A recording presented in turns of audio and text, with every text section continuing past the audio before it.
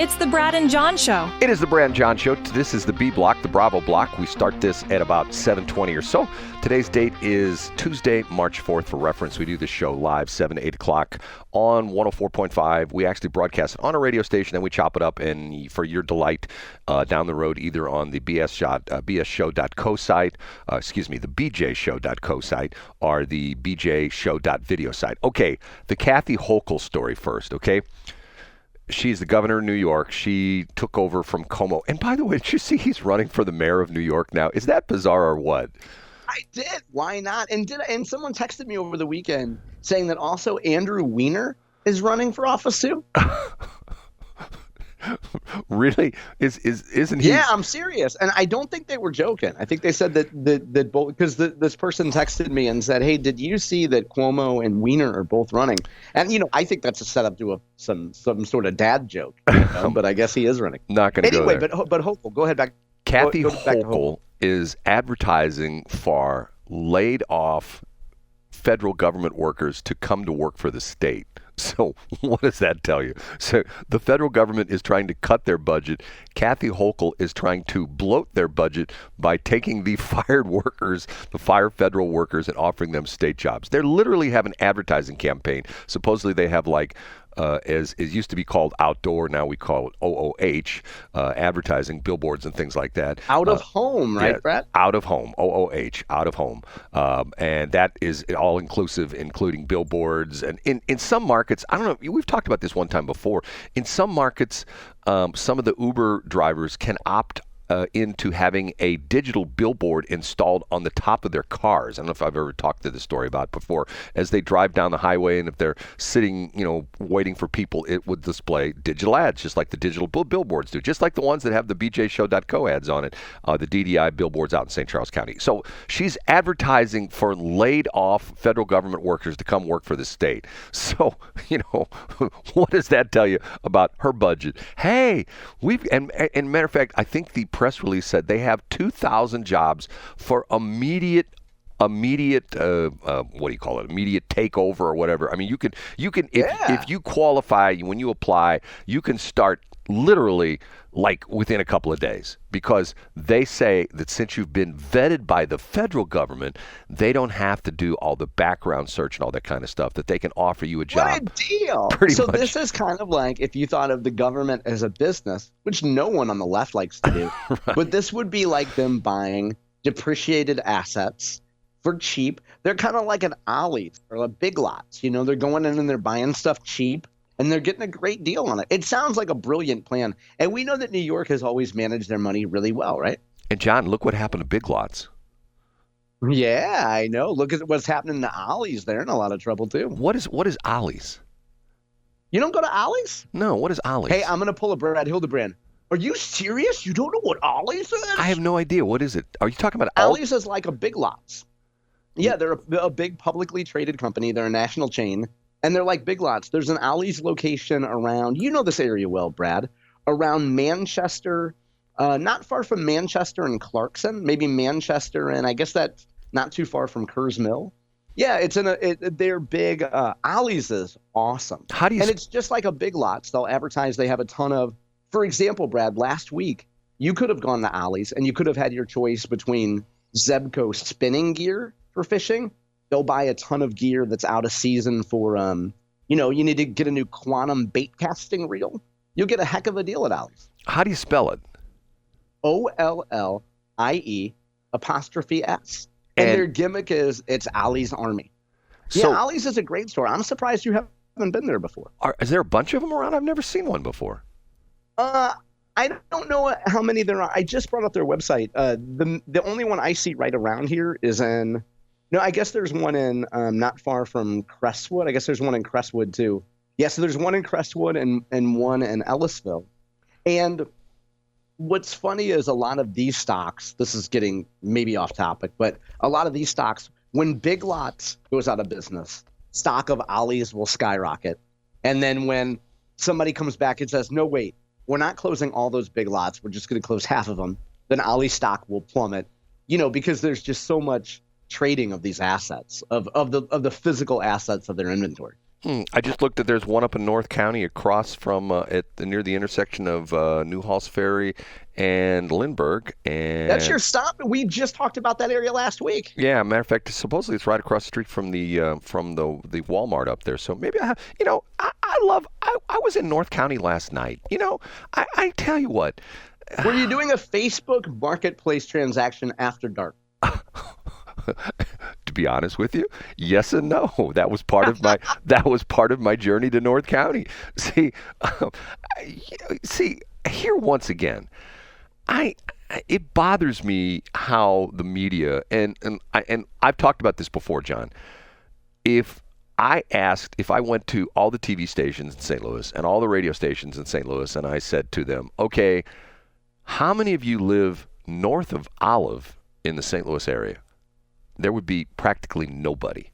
And because I've talked about it before, all the media people live essentially along the I-40 corridor from downtown, not so much downtown anymore, but essentially central West End out to the bridge into St. Charles County out of Gumbo Flats. That's where they all live, somewhere along that, north or south. That's the area. And when you talk about North County, it might as well be, south side of Chicago to them. Yeah. They never go there. Okay. So anyway, that's the Kathy Hochul story. Okay, Roy. No, wait 1 second, Brad, real quick, in 15 seconds. The latest update was last week from my favorite research firm, Hedgeye. They're short Ollie's, and they say that Ollie's has acquired 40 Big Lots locations. So across the country, 40 Big Lots will now turn into Ollie's. This is a good move for Ollie's. They come with favorable lease terms. There will be pressure on pricing and margins, and Ollie remains a short, according to hedgeye. So I wonder if any of the Big Lots in St. Louis will turn into Ollie's now. Okay, now, John, give your expertise in the stock market. Short means they think they're betting on the stock going down, correct? Yeah, correct. So if you would buy a stock at a price of 50, you would essentially borrow the shares theoretically from someone else, but mostly from a large entity. So you sell against that. You sell the shares at $50. You hold the money, and then if the shares go to $30, then you keep that 20%, or excuse me, then you keep that $20 gain, and you just made $20 per share. Unfortunately, if the shares go to $70, then you have to pay back that short at whatever point you choose, and that's called covering your short. So, for example, Brad, we've talked about the fact that you may love Elon Musk, and I love Elon Musk, but I'm frequently short of Tesla because I don't believe that it's a real company that meets its numbers, and I think it's mostly hype. So I'm frequently short Tesla, and then I cover the short, and then I reshort it when it spikes, and then I cover the short when it goes down. So essentially, and for a novice, you are working the stock market backwards, essentially, correct? Yeah, because the idea is buy low, sell high, but you can also sell high and cover your short low. Got it. Okay. The Roy Wood Jr. story. Okay, Roy Wood Jr. is a guy on CNN. First off, I will say he's a black gentleman, which enters into this equation a little bit. And he also is a comedian. He's been a comedian for a long time. That's how he started off his career as a comedian. And interesting guy. I've heard him before, and he was on that show, Stop, Let Me Go, or something like that. I can never remember the name. Oh, yeah, Let Me Finish or something like that. Wait, don't tell me. Wait, don't tell me. Okay, and they have a celebrity guest every week, okay? And Roy Wood Jr., I've heard him before. He's been on various talk shows. He's a very reasoned kind of guy. Obviously, he's on the liberal side, but he says some interesting things. And he gave the example, and I couldn't agree with him more, having worked at Steak and Shake for 2.5 years in my younger years. He said that he thinks every American, as part of your, like some countries, if you like, we used to have it, you used to register for the draft in the United States. In a lot of countries, especially like Israel, you have to serve, I believe, at least a year. When you turn 18, you have to go and work for the IDF, or go to training and go through basic training and essentially become then you're essentially a reserve force. Okay, he said that the requirement in the United States should be that every single person should have to do one of two things: go into the military for a year, or work at a fast food place for a year. And that's funny. I'm thinking to myself, and he gives the example, and this was really well done where he said this. He says he got a job when he was in high school working at Golden Corral. And he talked about, even at Golden Corral, it was like an international bazaar. There were people there from Mexico because these were all essentially entry-level jobs. He was a young guy, but these were adults working at, in their 20s, 30s, 40s, 50s, 60s. These were adults working at Golden Corral because they came to this country and they had little or no skills. Most of them didn't have a high school education, and all they could really do is like work, like fast food or that kind of thing. And he said, first off, it was interesting working with all these people from these other countries, dealing with the different cultures. And he said some of the cultures treated him very, very fairly since he was a black man. The reason I mentioned that was because of the fact that was going to enter in the story. And the people treated him, other countries treated him very poorly because as well as I do, John, in some countries, black people have very little respect, if you know what I'm saying. They are treated very poorly in certain countries. Okay, so, but the important part of it, he said, was, I thought this was really interesting. He said, up until that point, adults had always been nice to him. His parents were nice to him. His aunts and uncles were nice to him. All the people in his life who were adults were nice to him until he worked at Golden Corral and he found out that the adults that were customers could care less about little Roy Wood Jr. They could not care less. They could not care less. They were like, to them, they were just, hey, kid, give me a salt shaker and bring it right now or I'll punch your face in. And make it right. And if it's wrong, you're going to pay the consequence. Right. So he said everybody should be forced to either join the military or work at fast food for a year. Having worked at Steak and Shake, once again, there are so many things in my early life, working at Steak and Shake for 2.5 years and then working for the police department. I'm telling you, it has forever changed how I look at things. And on a daily basis, I think to myself, and there's a famous quote that I have tried to live my life by. I know it sounds like sort of corny, but the quote goes, the real mark of a man, and I know we're talking, it could be, I guess, woman as well too. But the real mark of a man is how he treats people who cannot advance his state in life. So in other words, yeah, absolutely. In other words, if you are trying to get a job and you're like, oh, Mr. Boss, I love that car you drive, and I've been by your house and your lawn looks so nice, and oh, your daughter, I go to school with your daughter. Oh, she couldn't be so any better. She's one of the top students in my class, and she's a cheerleader, and I love it when she moves those pom-poms around. But yet, if you're dealing with and once you get that job at the company and you're like, let's say, middle management or something like that, and you are nasty to the custodians, that's the kind of person you should not be. Okay, so that's essentially what Roy Wood was saying. And it was really interesting. Now, he also told this story that his mother was a professor at some university. I can't remember where he grew up. And she was a professor at a university. And when he started doing his comedy, he got paid hardly anything. And one of his things was that when he did these various comedy stores, they would give him bus fare. That was it. He got bus fare. So he didn't get a hotel room, stuff like that. And he would sleep in the bus stations. So he tells the story about one time he was sleeping in a bus station, and one of his mother's students, and she had a PhD and she taught at one of the local universities, I don't know what city it was, saw him sleeping in the bus station. And when he went to class the next day, he said, Dr. Wood, I saw your son sleeping in the bus station. And she goes, there's no son of mine who would sleep in the bus station. So, and I can't believe it. You must be wrong. There's nobody in my family who would be sleeping in a bus station. So she gets out of class and she calls him and she says, were you sleeping in a bus station? And he says, yes, I was. That's how I'm, doing my comedy career. I can't afford a hotel. They give me bus fare, so I sleep at the bus station. So she went out and bought him a used car, and it's just the funny part of it is he says so that way he could go even further to his comedy gigs. But guess what he did in his car?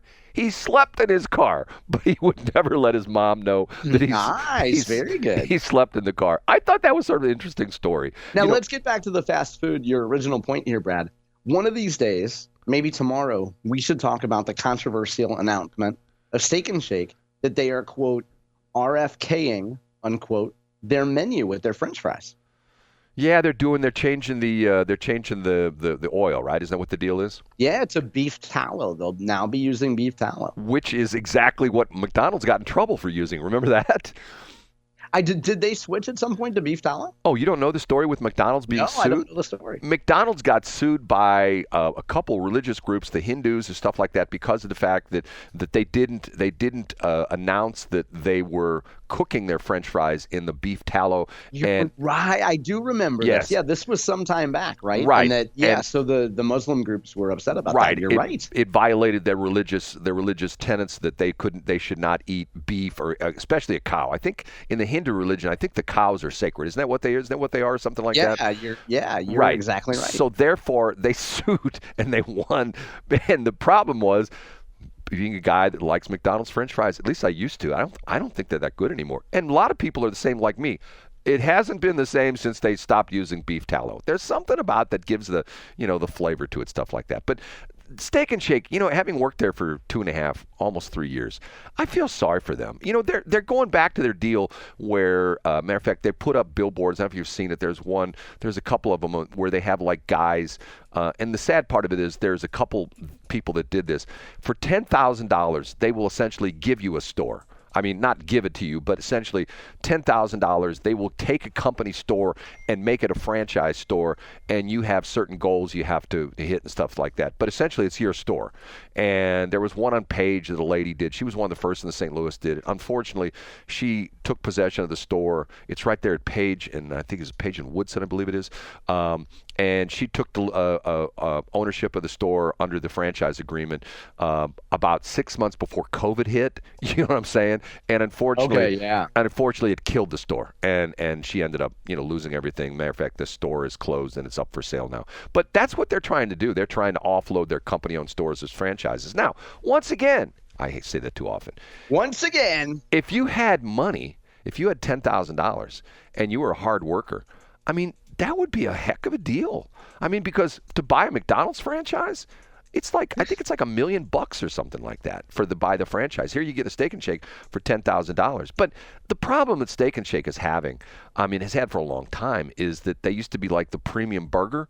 And matter of fact, I had somebody over the weekend tell me this about they were also saying, they told me, everybody's worried about my health. They were telling me a story about the best French fries to eat are at Lion's Choice, and my response was, I can't afford Lion's Choice anymore, because Lion's Choice, if you go there now, if you just get the basic number one, which is the basic roast beef sandwich, French fries, and a drink, it's like $11 and change now.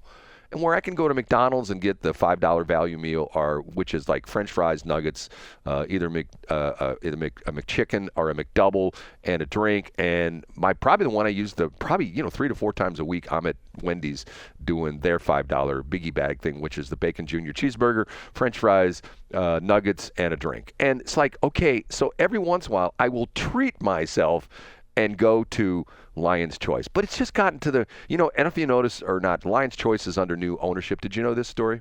I did not know that. Yeah, they were under the original ownership for a long time, and some new group came in, and they're really changing things around inside the store. They're doing some cutesy stuff, like, for example, whoever's doing this is doing a really nice job. Like where you put your baskets, you get your basket and you put it back in, like where the trash is, and there's a sign now that says, it's got the lion, and it looks like he's sort of mad, and he says, "Hey, leave the basket here. It's my basket, not yours." So in other words. Yeah, well, they had a lot of Brad Hildebrand types that would, after they justify paying $11 for a meal, they'd be like, well, this basket is just going to leave the store with me. I don't do that, John, but I know people that brag about the fact that they steal the silverware from restaurants, and they steal the. You're joking. Oh, Are no. they inmates? No.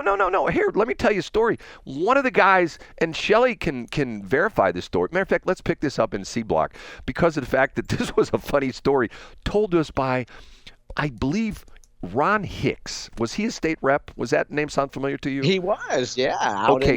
He was a state representative. Sure. How long ago has he not been a state rep? Probably, I think he's been gone for 2 years, not long. Okay, I believe it was Ron Hicks. If this is the story you told me, good. If it's not the story, you can call me and yell at me, but I believe it was Ron Hicks, 314-280-8880. That's my number. You can text me, you can call me. Call me and I'll put you on the air and you can verify the story. I'll tell the story in the next break, which was, this was sort of the Brad's theory of the law of unintended consequences. And this is what was really interesting. And to this day, it still happens because of the fact that what happened during the COVID thing. And this was sort of an interesting law of unintended consequences thing. Okay,